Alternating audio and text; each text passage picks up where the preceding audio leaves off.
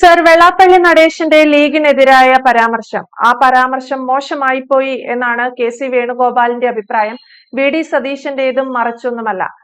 വെള്ളാപ്പള്ളി നടേശൻ ഉൾപ്പെടെയുള്ള ചിലർ മുസ്ലിം ലീഗിന്റെ 5 മന്ത്രിമാർ കൂടി മന്ത്രിസഭയിലേക്ക് എത്തുമ്പോൾ ഒരൽപ്പം ആശങ്കയിലാണ് എന്ന് വേണ്ടേ കരുതാൻ. ലീഗിന്റെ യുഡിഎഫിനകത്തെ പ്രാതിനിധ്യം ഇവരെ വേട്ടയാടുന്നു എന്ന് വേണോ കരുതാൻ? മന്ത്രിസഭ സത്യപ്രതിജ്ഞ ചെയ്ത് ഇന്നാണ്. അതിനു മുമ്പ് തന്നെ ഇറങ്ങിയ യോഗനാഥം എന്ന SNDP യോഗത്തിന്റെ മുഖപത്രത്തിൽ എഴുതിയ മുഖപ്രസംഗത്തിൽ കഠിനമായ ഭാഷയിലാണ് ഇന്ത്യൻ യൂണിയൻ മുസ്ലിം ലീഗിനെ വെള്ളാപ്പള്ളി നടേശൻ ആക്ഷേപിച്ചിരിക്കുന്നത്. വെള്ളാപ്പള്ളി പറയുന്നത് മതേതര സമൂഹത്തിന് മുന്നിൽ ഉടുമുണ്ടഴിച്ച് നിൽക്കുകയാണ് മുസ്ലിം ലീഗ് എന്നാണ്. ഈ മതസംഘടനയാണിത്. ഇതിനൊരു മതേതര സ്വഭാവമില്ല. വാക്കിലും പ്രവൃത്തിയിലും ലീഗ് അധികാരത്തിലേറും മുമ്പ് തന്നെ അപകടകരമായ ചില കാര്യങ്ങൾ ചെയ്യുന്നുണ്ട്. വർഗീയതയെ എതിർത്തതിനാണ് തന്നെ വർഗീയവാദിയാക്കി അവർ മാറ്റിയത്. SNDP യോഗത്തെയും തന്നെയും തീർത്തു കളയുകയാണ് അവരുടെ ലക്ഷ്യം. മതവെറിയും കൊലവെറി രാഷ്ട്രീയവും കൊണ്ട് കേരളത്തെ ഭീതിയിലാഴ്ത്താനാണ് ഇന്ത്യൻ യൂണിയൻ മുസ്ലിം ലീഗ് ശ്രമിക്കുന്നത്. മതതീവ്രവാദികൾക്ക് അവർ സംരക്ഷണം ഒരുക്കും. ഇങ്ങനെയൊക്കെ അതിഭീകരമായ ആരോപണങ്ങൾ, മതശ്രദ്ധ വളർത്തുന്ന, മതവൈര്യം വളർത്തുന്ന ആരോപണങ്ങളാണ് ലീഗിനെതിരായല്ല മുസ്ലിം സമുദായത്തിനെതിരായി വെള്ളാപ്പള്ളി നടേശന്റെ പുതിയ ഈ കൊലവിളി എന്ന് വേണമെങ്കിൽ പറയാം. നവോത്ഥാന മൂല്യങ്ങൾക്ക് അടിത്തറ പാകിയത് ശ്രീനാരായണ ഗുരുവാണ്. പുതുകാല അനാചാരമായ മതവിവേചനത്തിനെതിരെയാണ് താൻ പോരാടുന്നത് എന്നൊരു വാചകം അതിനകത്തുണ്ട്. സത്യം പറഞ്ഞാൽ ഇദ്ദേഹത്തിന്റെ പ്രസ്താവനകളുടെ മൊത്തം സാരസ്യം ഇതിനകത്തുണ്ട്. അതായത് ഞാൻ വീണ്ടും വായിക്കാം. പുതുകാല അനാചാരമായ മതവിവേചനത്തിനെതിരെയാണ് പോരാട്ടം നടത്തുന്നത് താൻ. അപ്പോൾ പുതിയ മന്ത്രിസഭ വന്നു. കഴിഞ്ഞ മന്ത്രിസഭയിൽ വെള്ളാപ്പള്ളി നടേശനുള്ള സ്വാധീനം എല്ലാവർക്കും അറിയാം. നവോത്ഥാന നായകനായാണ് പിണറായി വിജയനും CPM അദ്ദേഹത്തെ ആദ്യം അവതരിപ്പിച്ചത്. ശബരിമലയിലെ സ്ത്രീ പ്രവേശനത്തിനെതിരായുള്ള ആർത്തവ ലഹള, അതിനെതിരായി നടത്തിയ വനിതാ മതിൽ, കുറെ സംഘടനകൾ, ദളിത് സംഘടനകൾ ഉൾപ്പെടെയുള്ള സംഘടനകളെ കൂട്ടി അതിനെതിരായി CPM നടത്തിയ രാഷ്ട്രീയ സമരത്തിൽ സാമൂഹ്യ നവോത്ഥാന സമരനായകനായാണ് വെള്ളാപ്പള്ളിയെ CPM ഔദ്യോഗികമായി തങ്ങളുടെ പക്ഷത്ത് കൂട്ടിക്കൊണ്ടുവന്നത്. അതിനുശേഷം CPM-ഉം വെള്ളാപ്പള്ളിയും ഒക്കെ നവോത്ഥാനം ഉപേക്ഷിക്കുകയും വെള്ളാപ്പള്ളി മുസ്ലിം സമുദായത്തിനെതിരായുള്ള CPM-ന്റെ ആക്രമണത്തിൽ ചട്ടുകമാവുകയും ചെയ്തു. പിന്നെ 2024 ആദ്യം മുസ്ലിം സമൂഹത്തെ പ്രീണിപ്പിക്കാൻ നോക്കി, പരാജയപ്പെട്ട ശേഷമാണ് വെള്ളാപ്പള്ളിയുടെ തോളിൽ കൈയിട്ടുകൊണ്ട് മുസ്ലിം സമുദായത്തിനെതിരായ വിഷം ചീറ്റുന്ന പ്രസ്താവനകൾ, മുസ്ലിം വിദ്വേഷം പടർത്തിക്കഴിഞ്ഞാൽ ഹൈന്ദവ സമുദായ അംഗങ്ങളുടെ വോട്ട് തങ്ങൾക്ക് കിട്ടും, അങ്ങനെ ജയിക്കാമെന്ന ദുഷ്ടലാക്കായിരുന്നു അതിന് പിന്നിൽ. ഇപ്പോൾ അതെല്ലാം കൈവിട്ടുപോയി.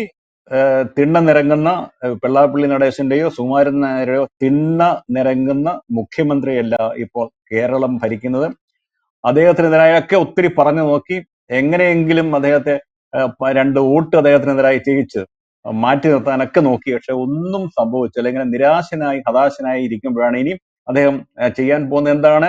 അത് BJP-യുടെ ഹിന്ദുത്വ അജണ്ടയ്ക്ക് ഊർജം നൽകുന്ന ഈ പ്രസ്താവനകൾ ഇങ്ങനെ നിരന്തരം ഇറക്കും. ഇനി മകൻ BJP-യിലാണ്. അദ്ദേഹം ചില കാര്യങ്ങൾ നേടാൻ വേണ്ടി സർക്കാർ കേരളത്തിലെ ഇടതുപക്ഷമായതുകൊണ്ട് ഇടതുപക്ഷത്തോടൊപ്പം കൈയിട്ട് നിന്നാണ്. ഒരു കാൽ കേന്ദ്രത്തിലും ഒരു കാൽ CPM-ന്റെ പക്ഷത്തും വെച്ചാണ് അദ്ദേഹം ഈ വലിയ സർക്കസ് നടത്തിയത്. അപ്പൊ ഒരു കാൽ പിൻവലിച്ചു, 2 കാലും ഇദ്ദേഹം BJP-യുടെ കളത്തിൽ ചവിട്ടിയിട്ടാണ് പുതിയ പ്രസ്താവനകളും സുഭാഷിതങ്ങൾ, നമ്മളിത് നേരത്തെ പരിപാടിയിൽ വെള്ളാപ്പള്ളിയുടെ സുഭാഷിതങ്ങൾക്ക് പുതിയ മാനം നൽകിക്കൊണ്ടുള്ള ഈ പ്രസ്താവന വന്നത്. പക്ഷെ കയ്യോടെ കെ.സി. വേണുഗോപാൽ ഇതിനെ ഗംഭീരമായ ഭാഷയിൽ, ഇത് വിഷലിപ്തമായ പ്രസ്താവനയാണ്, അതിനെതിരായി അദ്ദേഹം രംഗത്ത് വന്നു. അതിനു മുമ്പ് സമുദായ സ്പർദ്ധ വളർത്തുന്ന ഇത്തരക്കാരെ കരുതിയിരിക്കാൻ വി.ഡി. സതീശനും ആഹ്വാനം ചെയ്തു. അങ്ങോട്ട് പോയിട്ടൊന്നും ഇനിയൊരു രക്ഷയുമില്ല. ഇപ്പോൾ മുസ്ലിം ലീഗിന് വിദ്യാഭ്യാസ വകുപ്പ് നൽകരുത് എന്നാണ് അദ്ദേഹം ആദ്യം ആവശ്യപ്പെട്ടത്. കാര്യം അദ്ദേഹം ഗുട്ടൻസ് മുഴുവൻ അതിനകത്താണ്. കാര്യം വിദ്യാഭ്യാസ വകുപ്പ് തന്നെയാണ് മുസ്ലിം ലീഗിന് ഇപ്പോഴും നൽകിയിട്ടുള്ളത്. അത് തങ്ങൾക്ക് കിട്ടേണ്ട വലിയ പിന്നെ കഷ്ണം കിട്ടത്തില്ല. അതായത് സ്കൂൾ അനുവദിക്കുന്നതിൽ, കോളേജുകൾ അനുവദിക്കുന്നതിൽ, ഉന്നത വിദ്യാഭ്യാസ സ്ഥാപനങ്ങൾ അനുവദിക്കുന്നതിൽ തങ്ങളുടെ ആഗ്രഹങ്ങളും അഭിലാഷങ്ങളും നടപ്പിലാകില്ല എന്നാണ് ഇദ്ദേഹത്തിന്റെ ആശങ്ക. അതാണ് മതവിവേചനത്തിനെതിരായി പോരാടും എന്ന് പറഞ്ഞു. തങ്ങളെ ഒഴിച്ചു നിർത്തും. ഈ പോകുന്ന പോക്കിൽ പിണറായി വിജയൻ അദ്ദേഹത്തിന് പ്രത്യുപകാരം ചെയ്തിട്ടുണ്ട്. ഈ ഇത്രയും വിഷലിപ്തമായ പ്രസ്താവനകളൊക്കെ ഇറക്കി തങ്ങളെ സഹായിച്ചതിന് പ്രത്യുപകാരമായി പ്രത്യേക ഉത്തരവിറക്കി എയ്ഡഡ് കോളേജുകളിൽ പോസ്റ്റുകൾക്ക് അംഗീകാരം നൽകി അദ്ദേഹത്തെ എതിർക്കുന്ന SNDP സംരക്ഷണ സമിതി അതിനെതിരായി കോടതിയിൽ പോകും എന്നൊക്കെ പറഞ്ഞിട്ടുണ്ട്. അപ്പൊ ഈ അധ്യാപക നിയമനത്തിൽ സംഭവിക്കുന്നത് എന്താണ് എന്ന് എല്ലാവർക്കും അറിയാം. സ്വതന്ത്ര കേരളം കണ്ട ഏറ്റവും വലിയ അഴിമതിയാണ് ഇപ്പോഴും തുടരുന്ന ഈ സതീശൻ ഗവൺമെന്റിന് പോലും അതിനെതിരായി ഒന്നും ചെയ്യാൻ പറ്റില്ല എന്ന് നമുക്കറിയാം. അപ്പോൾ ഈ തസ്തികകളിലെ നിയമനത്തിന് സർക്കാർ കാശ് കൊടുക്കും, ബാക്കി കിട്ടാവുന്നതൊക്കെ മാനേജ്മെന്റ് വാങ്ങും. പല മാനേജ്മെന്റുകളും സ്ഥാപനത്തിന്റെ പേരിൽ വാങ്ങും. വെള്ളാപ്പള്ളി നടേശനൊക്കെ ഈ വാങ്ങുന്ന കാശ് എവിടെയാണ് നിക്ഷേപിക്കുന്നത്, എന്ത് ചെയ്യുന്നു എന്ന കാര്യം അദ്ദേഹം തന്നെയാണ് വെളിപ്പെടുത്തേണ്ടത്. അപ്പോൾ തങ്ങൾക്ക് വിവേചനം നേരിടും എന്നുള്ള ഭീതിയാണ് വെള്ളാപ്പള്ളിയുടെ ഈ പ്രസ്താവനയ്ക്ക് അടിസ്ഥാനം. ബാക്കിയൊന്നും സത്യമല്ല എന്നറിയാം. കേരളത്തിൽ നേരത്തെ BJPയുടെ രാഷ്ട്രീയ അജണ്ടയുടെ ഭാഗമായി ചില ബിഷപ്പുമാർ മുസ്ലിം സമുദായത്തിനെതിരായി എന്തൊക്കെ വിഷലിപ്തമായ പ്രസ്താവനകൾ നടത്തി.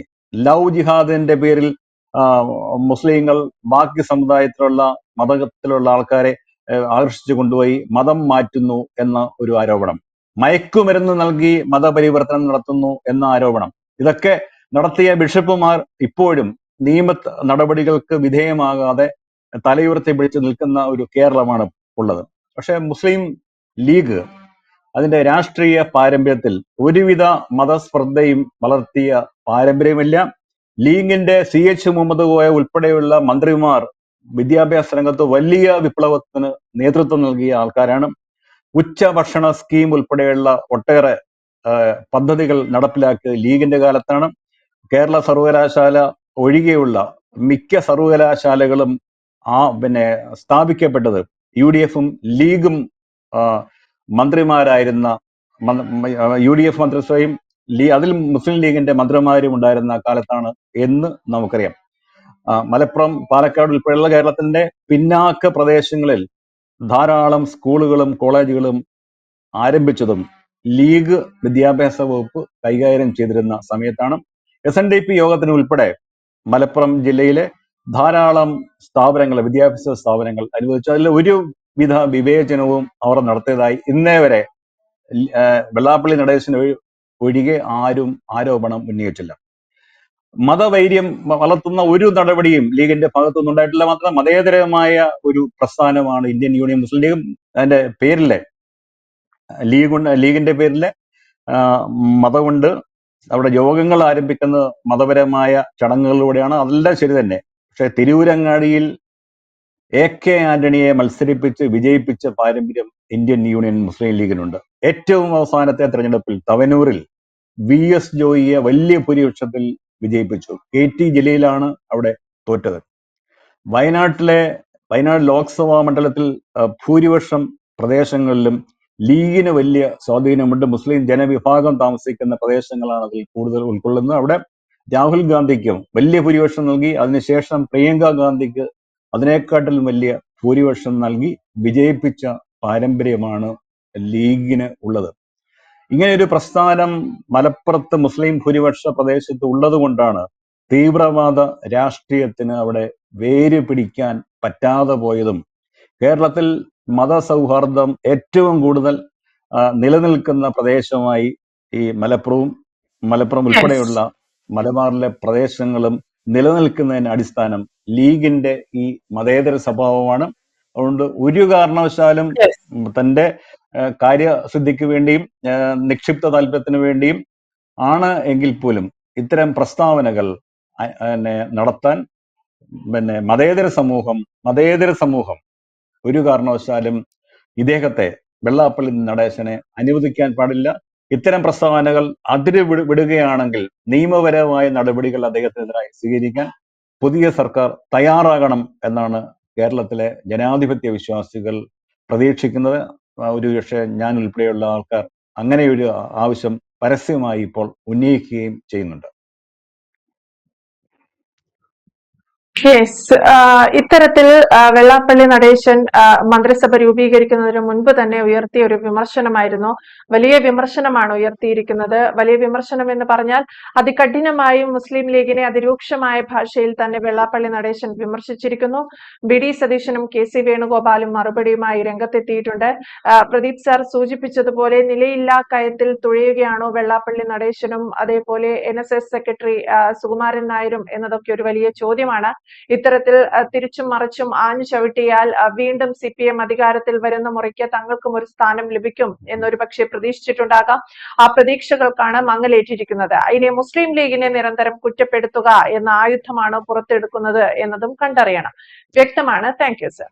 കൂടുതൽ വാർത്തകളും വിശേഷങ്ങളും നിങ്ങളിലേക്ക് എത്താൻ ABC മലയാളം സബ്സ്ക്രൈബ് ചെയ്യുക, ബെൽ ബട്ടണും അമർത്തുക.